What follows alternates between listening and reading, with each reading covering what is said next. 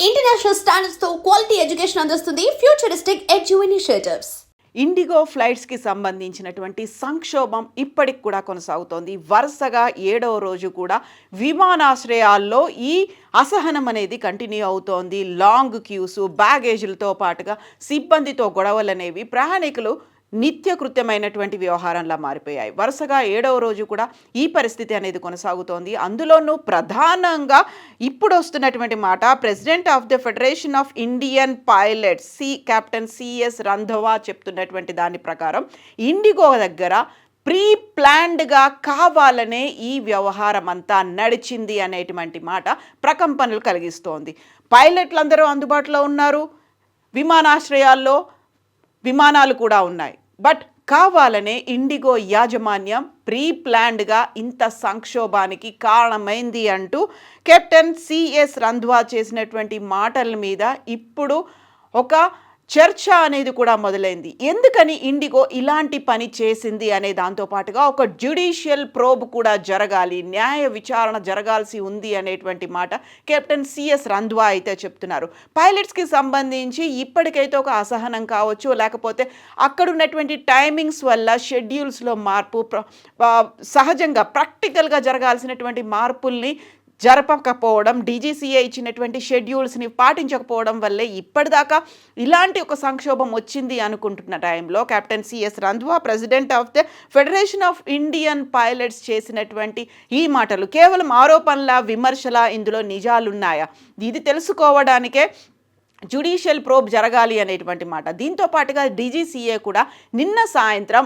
6 గంటల వరకు, అంటే సోమవారం సాయంత్రం 6 గంటల వరకు ఇండిగో యాజమాన్యానికి కూడా నోటీసులు, ఒక షోకాజ్ నోటీసుని జారీ చేసింది. అందులో సంక్షోభానికి కారణాలు ఏంటి అనేది మెన్షన్ చేయమని.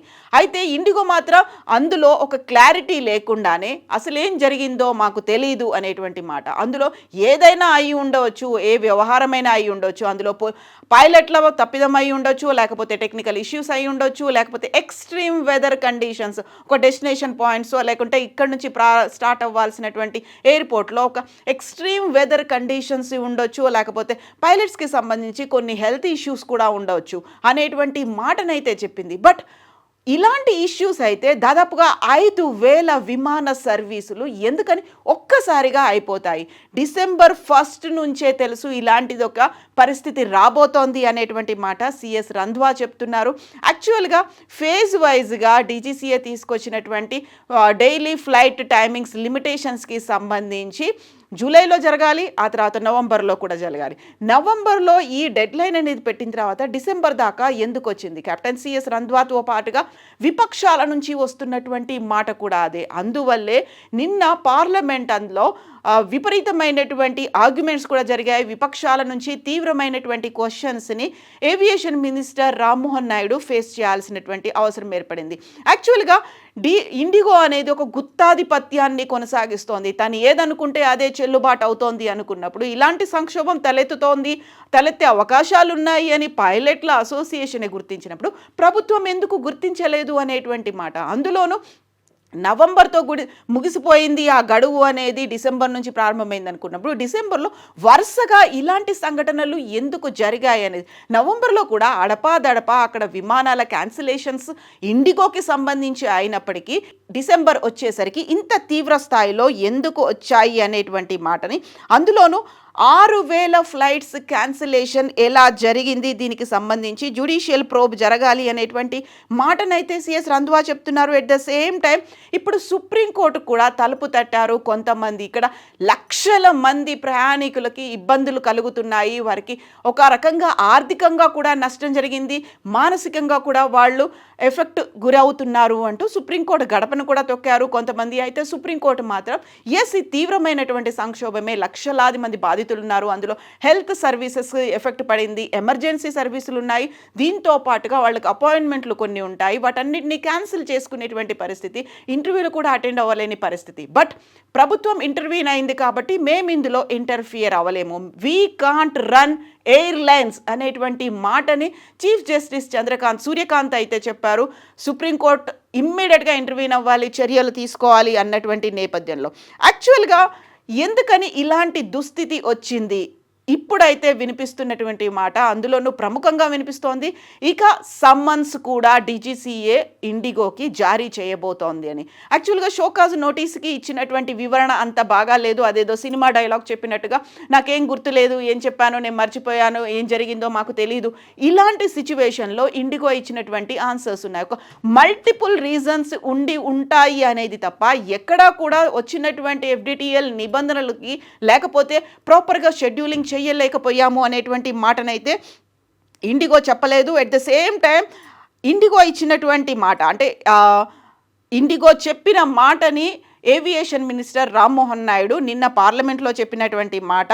According to the Ministry of Civil Aviation IndiGo has plan to operate 1802 ఫ్లైట్లని 137 డెస్టినేషన్ పాయింట్స్కి ఈ రోజు నుంచి ప్రారంభిస్తాము, అంటే నిన్నటి నుంచే ప్రారంభిస్తాము అంటూ ఇండిగో చెప్పింది. 1802 ఫ్లైట్లు 137 డెస్టినేషన్ పాయింట్లకి.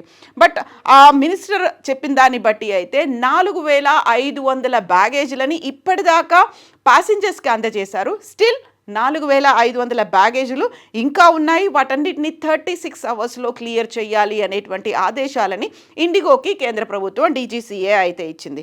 బట్ ఈ నేపథ్యంలోనే ఎందుకని ఇలాంటిది ఇంకా జరుగుతోంది? ఎట్ ద సేమ్ టైం వాళ్ళు చెప్పినటువంటి 137 విమానాశ్రయాల్లో పర్టికులర్గా బెంగళూరు, హైదరాబాదు, ఢిల్లీకి సంబంధించి ఇప్పటికి కూడా విమానాలు రద్దయ్యాయి అనేటువంటి ప్రకటనే వస్తుంది. ఇక్కడ నుంచి స్టార్ట్ అవ్వాల్సినటువంటి విమానాలు ఆ విమానాశ్రయాలకు చేరుకోవాల్సినటువంటి విమానాలకు సంబంధించి కూడా క్యాన్సిలేషన్స్ అనేది వినిపిస్తున్నాయి.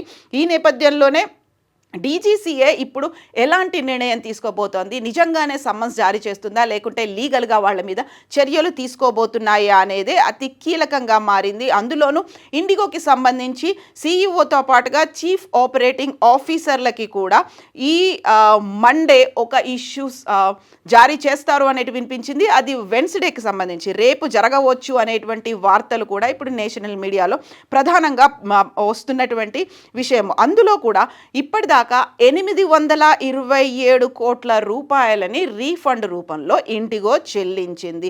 దీన్ని ministry of Civil aviation minister Rammohan Naidu announce చేశారు. 5,86,705 పిఎన్ఆర్ నెంబర్లకు సంబంధించి డిసెంబర్ 1 నుంచి డిసెంబర్ 7 వరకు 569.65 కోట్లను చెల్లించారు. మొత్తంగా 827 కోట్లను చెల్లించాల్సి ఉంది. సో నవంబర్ 21 నుంచి డిసెంబర్ 7 వరకు చూస్తే 9,55,591 పిఎన్ఆర్ల క్యాన్సిలేషన్ అయిన వాటికి 827 కోట్లు చెల్లించాలి. 9,000 ఫ్లైట్స్ అంటే నవంబర్ 21 నుంచి డిసెంబర్ 7 వరకు 9,000 ఫ్లైట్స్ అనేవి డిలే అయ్యాయి, లేకపోతే క్యాన్సిల్ అయిపోయాయి. దానివల్ల వచ్చినటువంటి ఈ ప్రాసెస్ వల్ల ఇప్పటికీ 9,000 బ్యాగేజీలని ఇంకా రిటర్న్ తీసుకురాలేదు అనేటువంటి మాట. 4,500 బ్యాగేజీలు మాత్రమే వెళ్ళాయి అనేది. సో ఇప్పటికైతే 1802 రన్ చేస్తామని చెప్పినప్పటికీ ఇది ఎందుకు జరగలేదు? సుప్రీంకోర్టు అయితే వి కాంట్ రన్ ఎయిర్లైన్స్, ఇప్పటికైతే ప్రభుత్వం ఒక ఇనిషియేషన్ తీసుకుంది కాబట్టి ప్రభుత్వం తరఫున జరగాల్సినటువంటి కార్యక్రమాలన్నీ ప్రభుత్వం చేస్తుంది. అది కాకపోతే జరగాల్సిన దాని మీద ఇప్పుడు ఫోకస్ పెట్టాల్సినటువంటి అవసరం ఉంది. జ్యుడిషియల్ ఎంక్వైరీకి అయితే అటు పైలట్స్ అసోసియేషన్ డిమాండ్ చేస్తుంది. ఇప్పుడు పైలట్ల తప్పిదం లేదు అనుకున్నప్పుడు ఒకవేళ అక్కడ ఉన్నటువంటి టెక్నికల్ ఇష్యూసో లేకుంటే వెదర్ కండిషన్సో ఉన్నాయి అనుకుంటే మిగతా ఎయిర్లైన్స్కి ఆ కండిషన్ ఎందుకు ఎఫెక్ట్ కాలేదు? కేవలం ఇండిగో విమానాలకి సంబంధించే వెదర్ కండిషన్స్ చాలా ప్రాబ్లమాటిక్గా ఉన్నప్పుడు మిగతా ఎయిర్లైన్స్ అత్యధిక ధరకి టికెట్లని ఎలా అమ్ముకుంది అనేది ఇప్పుడు తమిళనాడుకు చెందినటువంటి ఒక ఎంపీ అడిగినటువంటి ప్రశ్న. 75,000 రూపాయలకి టికెట్ కొనుక్కొని నేను ఇప్పుడు పార్లమెంట్ సమావేశానికి అటెండ్ అయ్యాను అనుకున్నప్పుడు ఆ రెగ్యులేషన్స్ ప్రభుత్వం ఎందుకు తీసుకోలేకపోయింది? అర్థమైపోతోంది డే బై డే ఆ క్యాన్సిలేషన్ ఫ్లైట్స్ల నెంబర్ పెరిగిపోతోంది అనుకున్నప్పుడు ఇమ్మీడియట్గా ప్రభుత్వం ఎందుకు చర్యలు తీసుకోలేదు అనే దాంతో పాటుగా ఇప్పుడు civil aviation minister Rammohan Naidu resign చేయాలి అనేటువంటి వార్తలు, వాదనలు కూడా విశ్లేషణలు విపరీతంగా పెరిగిపోయినటువంటి నేపథ్యం. అందులోనూ ఎందుకని అధికారులు తక్షణం చర్యలు తీసుకోలేదు, స్పందించలేదు? ఒక రకంగా అక్కడ ఇండిగో చెప్తున్నటువంటి వాదనలు అంత క్లియర్గా లేవు, క్లారిటీ మిస్ అవుతోంది అనుకున్నప్పుడు ఇమ్మీడియట్గా రెస్పాండ్ అవ్వాల్సినటువంటి ఏవియేషన్ మినిస్ట్రీ ఎందుకు రెస్పాండ్ అవ్వలేదు? దీంతో పాటుగా ఇప్పుడు ఇండిగో చెప్తున్నటువంటి మాట, ఫిబ్రవరి కల్లా మేము ఒక 152 మంది పైలట్లను తీసుకుంటాము అనేది. ఫిబ్రవరి వరకు ఆగాలి అంటే డిసెంబర్, జనవరి అయిపోవాలి. ఫిబ్రవరి కూడా అయిపోతే వారందరూ మార్చి నుంచి విధుల్లోకి హాజరవుతారు. వాళ్ళంతా విమానాలను, ఇండిగో విమానాలను నడిపేటువంటి అర్హత సరికొత్తగా తీసుకున్నటువంటి పైలట్లకు వస్తుంది. సో ఈ 3 నెలల కాలాన్ని ఏం చేస్తారు? ఇప్పుడు ఏవియేషన్ మినిస్ట్రీ అయితే కొన్ని ఫ్లైట్లు సర్వీసెస్ని ఇండిగోకి తగ్గించుకోమనేటువంటి ఒక సలహా ఇస్తుంది. At the same time air India కావచ్చు, ఎయిర్ ఇండియా ఎక్స్ప్రెస్కి సంబంధించి వాటి సంఖ్యను పెంచాలి అనేటువంటి ఒక మాట కూడా ఈ విమానయాన సంస్థలకి చెప్పబోతోంది ఏవియేషన్ మినిస్ట్రీ. దీంతో పాటుగా సరికొత్తగా ఇప్పుడు దేశంలో విమానయాన సంస్థలు రావాల్సినటువంటి అవసరం ఉంది అనేటువంటి మాట. గతంలో ఉన్నటువంటి జెట్ కావచ్చు, స్పైస్ జెట్ కావచ్చు, వీటన్నిటి పరిస్థితి ఏమైంది? ఇప్పుడు వాటికి తగ్గట్టుగా ఒక మోనోపలి అనేది ఇండిగో డెవలప్ చేసుకుంది. గుత్తాధిపత్యం అనేది 60% వాటా దేశీయ విమానయాన రంగంలో ఇండిగోకి ఉంది. అలాంటప్పుడు ఒక మోనోపలీగా చేస్తున్నప్పుడు ఎందుకని నియంత్రించలేకపోయింది? బోల్డ్ అన్ని క్వశ్చన్స్ అయితే ఉన్నాయి. ఎట్ ద సేమ్ టైం తీసుకోవలసినటువంటి చర్యలు ఇది ఇలాగే కంటిన్యూ అవుతోందా? ఇప్పటికైతే చెప్పింది 1802 విమానాలని నిన్నటి నుంచి నడుపుతాము 137 డెస్టినేషన్ పాయింట్స్కి. బట్ ఈరోజు కూడా ఉదయం నుంచి విమానాశ్రయాల నుంచి వస్తున్నటువంటి ప్రెస్ నోట్లు, క్యాన్సిలేషన్స్ ఉన్నాయి. మీరు విమానాశ్రయానికి బయలుదేరే ముందే వెబ్సైట్లని చెక్ చేసి చూసుకోమని. ఇప్పుడు జ్యుడిషియల్ ప్రోబ్ జరుగుతుందా, లేకపోతే ప్రభుత్వం తరఫున ఒక సమ్మన్స్ ఇచ్చి ఎంక్వైరీ చేస్తారా, లేకుంటే లీగల్ యాక్షన్స్ దీని మీద ఉండబోతున్నాయా? బోల్డ్ అని స్పెక్యులేషన్స్ అయితే ఉన్నాయి. బట్ రైట్ ఫ్రమ్ ఇప్పటికీ కూడా అయితే రైట్ నౌ ఇండిగో నుంచి స్పష్టమైనటువంటి క్లారిటీ లేదు. సరికొత్త నిబంధనలని అమలు చేయలేకపోవడంలో ఒక జాప్యం. ఎట్ ద సేమ్ టైం ఇండిగోలో తాము పడుతున్నటువంటి కష్టాల గురించి ఇండిగోలో విమానాల్ని నడుపుతున్నటువంటి పైలట్స్ రాస్తున్నటువంటి పేరు లేకుండా అనానిమస్గా రాస్తున్నటువంటి లెటర్స్, పైలట్స్ దగ్గర నుంచి వస్తున్నటువంటి లెటర్స్ కూడా ఇండిగోలో జరుగుతున్నటువంటి అవకతవకలు కావచ్చు, లేకపోతే ఒక ప్రెషర్ కావచ్చు, లోడ్ని అయితే సూచిస్తున్నాయి. ఇది కేవలం పైలట్కి సంబంధించి సైకలాజికల్గా, మెంటల్గా ఉండేటువంటి స్టేటసో, లేకపోతే ఆయనకి హెల్త్ కండిషనో, లేకపోతే నిద్రలేమి సమస్యలో కాదు. అది డైరెక్ట్గా ప్రయాణికుల మీద కూడా పడుతుంది. ప్రయాణికుల భద్రత కూడా ముఖ్యం. కాబట్టి ఇండిగో ఇంత నిర్లక్ష్యంగా ఎందుకు వ్యవహరించింది అనేది ఇప్పుడు కీలకంగా మారబోతోంది. దానికి సంబంధించి ప్రభుత్వం గట్టి చర్యలు తీసుకోబోతోందా, లేకపోతే ఈ పైలట్స్ అసోసియేషనే మళ్ళీ ఈ జ్యుడిషియల్ ప్రోబ్ జరగాలి అని సుప్రీంకోర్టు దాకా వెళ్తోందా? అండ్ సమ్మన్స్కి ఇండిగో ఎలాంటి ఆన్సర్ ఇవ్వబోతోంది? ఇప్పటికైతే 7th డే కూడా కంటిన్యూ అవుతోంది. ఎట్ ద సేమ్ టైం 16,000 కోట్ల నష్టం కాదు, 32,000 కోట్ల నష్టం క్యాపిటల్ మార్కెట్లో ఇండిగోకి వచ్చింది అనేటువంటి ఇంటర్ గ్లోబ్ ఏవియేషన్స్కి సంబంధించి ఇండిగోకి అది మాతృ సంస్థ 32,000 కోట్ల నష్టం అనేది ఇండిగోకి వచ్చింది. ఈ నేపథ్యంలోనే ఒకవైపు నష్టాల్ని భరిస్తోంది, ఒకవైపు క్లారిటీ ఇవ్వట్లేదు, మరోవైపు ప్యాసింజర్స్కి సంబంధించి కష్టాలు ఇంకా కంటిన్యూనే అవుతూ ఉన్నాయి. ఏం చేయబోతోంది ఇండిగో? ప్రభుత్వం ఎలాంటి చర్యలు తీసుకోబోతోంది? ఏం జరిగితే బాగుంటుందని మీరు అనుకుంటున్నారో కామెంట్స్ రూపంలో తెలియజేయండి.